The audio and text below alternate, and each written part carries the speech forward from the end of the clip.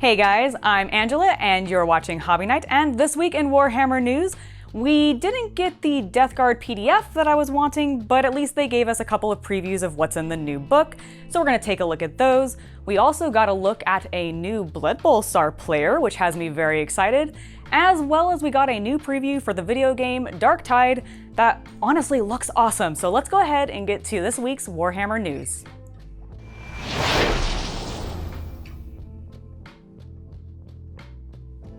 Alright, to start off this week, we're going to begin with the Death Guard and talk about the 4 things that they previewed for us, which it should have been 7, let's be honest. It really should have been 7 things that they previewed for us to just be on theme. Everybody likes when Nurgle is on theme. Come on, GW. You could have done that for us, but at least we got something. Let's go ahead then and talk about what we have learned that is coming from the new Death Guard Codex. The first of which on the first day that they talked about was going to be Inexorable Advance, which hasn't changed, but if you don't know, that is what allows you to, if you're a vehicle, move and not take the penalty for firing heavy weapons, and I believe it actually does the same thing for infantry. It hasn't changed, it's a great rule. It's interesting though, because now you could potentially combine it with the ability Malicious Volleys, which was new that the article was talking about. And what this ability does is it allows for the double firing of bolters when not moving, which is great. Because Inexorable Advance allows you to ignore penalties on bolters when moving, which is super good. So when combined with this ability, it basically means that you can always double fire as long as you don't advance or fall back, which is fine, because if you just do your normal move, you still count as having not moved. Bam, you're done. It's good. It's a really good rule. I'm liking what we're seeing. It seems like it's going to be really good for Plague Marines, as well as a number of other things. But right now, the first thing that came to my head was Plague Marines. Now, let's go ahead and move on to some of the more interesting things that they started to show. So on day 2, one of the things that they announced was a look at the Deadly Pathogens. They showed us one in particular, which is an upgrade for the Plague weapons for character models. Now, this in particular is very interesting because we know, one, we have a plenty of character models that already have Plague weapons, Typhus, for example, the Lord of Contagion, etc. But we also know that the new Lord of Virulence also has a Plague weapon. And let's go ahead and talk now a little bit more about what this Deadly Pathogen is specifically and what exactly it is doing. So the ability that was previewed is called Vicious Death. And what it does is it allows you to re-roll the number of shots a weapon gets. It also adds +1 to your strength. So those are very good. You combine that with the new 2d6 Plague Spitter coming out on that new Lord. Holy cow, that's gonna be great. You're gonna be able to be re-rolling 2d6 to make sure that you get plenty of shots. Like, I'm excited for that. It looks great. I can't wait to see what other combinations can happen with that. By the way, I'm sorry if that slap was loud on the microphone. I realized I slapped my leg very, very excitedly there because I'm hyped. I'm very hyped. I really want the book. So we've got that new ability. That is cool for specifically characters. We also got a look at what the new Disgustingly Resilient is going to be, and I'm okay with it. I think that it would have been weird to have the old rule in combination with 2 wound Plague Marines, because we obviously know that we're going to 2 wounds and everything, and a lot of other things have changed, and I didn't know exactly how the Disgustingly Resilient is going to work, and they've now showed us though. So let me go ahead and reveal it to you, because I have not actually said yet. So what the new rule is basically you reduce damage incoming from attacks by 1 to at minimum 1. So all of those 2 wound damage weapons now that Space Marines are carrying, my Plague Marines, and, well, not the Poxwalkers, but my Plague Marines look at them and go, ha, we've reduced that and we're still alive, which is fantastic, which is actually why, for the most part, I'm pretty okay with it. Like, no, Disgustingly Resilient is now really, really not going to be benefiting Poxwalkers at all. That's fine, they're chaff. I really don't even know if it really should. And I know that, like, having talked with people in the community, actually, you guys on both my Instagram as well as on YouTube, that some people always felt playing against the Disgustingly Resilient old rules was a little unfair and just not always the best to play against. Totally valid, I get that. I'm hoping this improves that basically thing or the situation for you guys. I'm actually, like I said, excited about this rule. I think it's interesting, but the reason that I'm okay with it is because I feel like we're starting to get a bunch of other things that are coming out. Like we talked about the pathogens already, and there's obviously, I think, going to be more of those, and that one that they've shown us is unique. But the last thing that they showed us this week for the Death Guard is talking about the Contagions of Nurgle. And this is why I'm okay with how discussing resilience has changed, because I just feel like, one, it feels more fair and it's just easier to honestly, less rolling, which is great. It'll mean the game is faster, actually. That's another solid point to why I'm okay with this change, because it just means far less dice rolls for me to have to do, and instead I can just subtract and, you know, move on from there. But let's go ahead now, take a step back, and we're gonna go back to the Contagions of Nurgle. So we gotta look at one in particular, and I have my suspicions that there's probably more than one, but the one that we gotta look at is called Nurgle's Gift. And this expands the -1 debuff to your toughness that Death Guard does. It starts where you, so in round 1, you only get 1 inch. In round 2, you get 3 inches. In round 4, I think it's you get 5, and then in round 4 plus, you get 9 inches of this -1 toughness debuff to all of the enemy enemy models, which is great because that means all those 60 poxwalkers that I painted earlier this year are not totally invalidated in the game, I feel like, because now I can still bring them. Because they are Death Guard, they get this aura ability, and if I take it, because it is something that you, I think, have to choose to take. And that's, again, I think there's more than one, because the way that things are worded, there's like, it says abilities, it says contagion abilities with an S at the end, which to me implies that there's more than one plural. So we'll see. I'm hoping that maybe as we go into next week, they'll start showing a few more, like who knows how long these previews are gonna continue. But regardless, I'm really excited about this ability. My poxwalkers have some validity in my army still. I want to absolutely terrify my opponent, just marching my like horde of like 60 plus poxwalkers forward, followed very closely by like all of my either blight haulers or bloat drones, because those are gonna be nasty as well. +3. It's so good. So we're gonna have those followed closely behind. They're all debuffing everything, and then followed by that is all of my Plague Marines and characters and tanks and my Demon Princes, and it's gonna be so good. I cannot wait for the book to come out. But that has been what we've gotten a look at. If you've been following me on Instagram, you've probably seen a couple of stories from me this week where I was getting very excited about things, and also asking a lot of questions. Thank you to everybody who responded to those.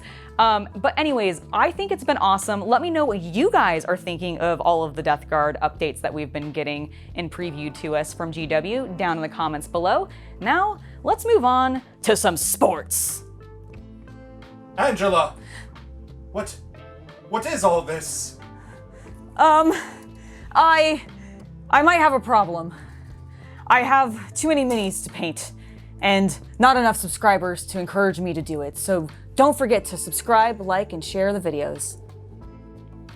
Sticking with the theme of undead, next up in Blood Bowl, we got a look at what is going to be the first of the previewed star players that will be coming out for Games Workshop. And I think they're going to be having these come out once a month or so that they can keep Blood Bowl sort of just having a release, keep it relevant and everything, keep people excited and everything, which I am very, well, so far it's already working, because I am very excited for the very first star player that they have shown us. Let me just open my phone so I can make sure I get his name correct. We have a brand new miniature for Skrull Half-Height, who is an undead dwarf player who I think I will be using, or at least I want to be using, in my own undead team for Blood Bowl. I actually think I'm gonna have to get 2 of this miniature because my husband also has the other undead team, and if we ever end up having if we ever end up competing against each other in the league we're planning on participating in, and we both want to use him, we'll need 2 miniatures. So I might end up getting 2 of this, but I'm very excited. He is the first of what will, like I said, be coming out of basically a bunch of star players throughout the year going into 2021. I don't know, we don't know when specifically he's releasing or anything, but I assume it's going to be next year, obviously, because we're in December, and you know, obviously nothing's really going to be coming out too much more now. He is... I have a little bit of stats on him because, like I said, I looked into him a little bit and I want to go over those a little. He is 150,000 gold, which is a bit pricey, honestly, for undead based off of what I've seen of like roster building and everything in the book as I've been like learning the game and everything. So he is a bit expensive for the undead teams, but he opens up throwing to, or like passing in the game for the undead, which is really not a thing for them. They have like, I think my team in particular has one unit that has a 4+ that can pass, and that's really not great. So this guy will allow for us to be able to do that more with our undead teams, which is really cool. And let's see, he also is very durable because he's a dwarf. He's very armored, which is really great.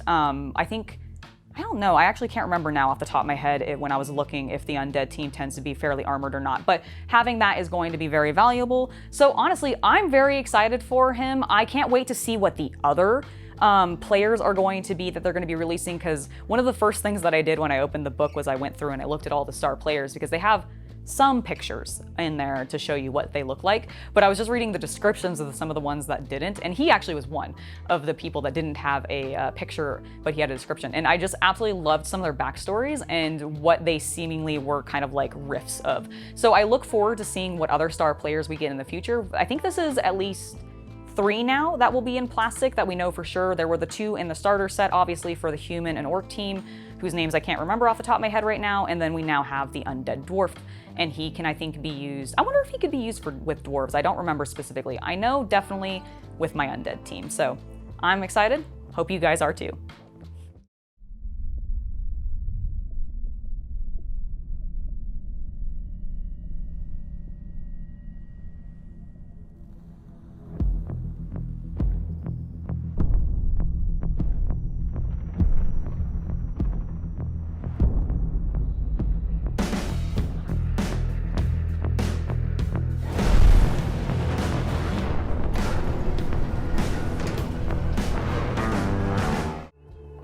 We got another new trailer from Darktide, and this time it featured some gameplay, which was really cool. I actually really think it's awesome. It feels like it's gonna be very like visceral feeling. I liked the weight of a lot of the combat that we were seeing in there. Everything looked like it felt good. Like, so I'm very excited to play this game.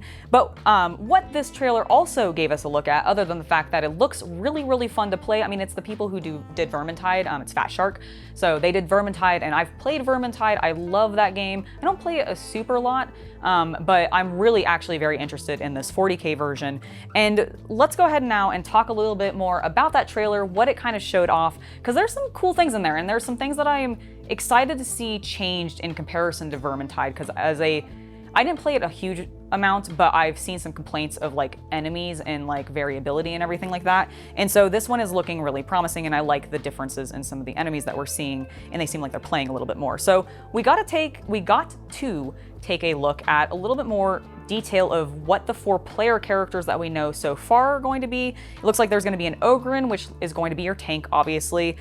We've got an Ecclesiarch Priestess, which looks like it's going to be a support caster type character. Potentially, we've got 2 Imperial Guard members. One which just looks like it's a standard, guardsman or guardswoman. And then the other one appears to maybe be a Tempestus Scion or something like that. I'm not really sure. It definitely seemed to be more melee focused because they were wielding a power sword, if I remember correctly. So it's interesting because Vermintide has 5 classes, so I'm curious to see if we're going to like get a Psyker maybe out of this, or if there is, I can't imagine that they're going to like add a Sister of Battle or something in there, or that would be really cool. I would think it would be really cool. I don't think you would, because I feel like everybody would want to play that character and none of the other ones if they did that. So I feel like it's unlikely, but it'll be interesting to see if and what the 5th character class that the PCs will be able to play as. One of the other things that we also got to take a look at with this is not only the player characters, but also what the enemies are going to be looking like. So obviously there are poxwalkers because it's 40K, they're zombies. It works. I'm excited for that. I think they look cool. We saw them in the previous trailer, but they continue to be there, so they're still in the game. It looks like there are going to be a ton of cultists. Obviously, it's very chaos heavy, with a sprinkling of specifically Nurgle, but it looks like a lot of undivided chaos as well. It'll be interesting to see if they eventually add in like Tzeentch or Slaaneshi or Khorne even specific, like really specific guys or anything like that in the same way that they have the Poxwalkers. But we see that there's tons of cultists, less chaos demons than we saw previously, but that could just be that they're the bosses more regularly, or something like that. So maybe we'll see more of those down the line. I'm not super concerned about it, but it was cool to see a couple of them. And also it looked like there was a chaos spawn or something similar to that. So definitely going to have a variety of scale. There's going to be, you know, your smaller guys like your Poxwalkers and stuff. You're probably your medium-sized guys that are, and then your like big boys. So it's coming out in 2021 sometime. I'm super hyped. I hope you guys are too. Now I want to talk a little bit about Underworlds. So let's go ahead and jump to that.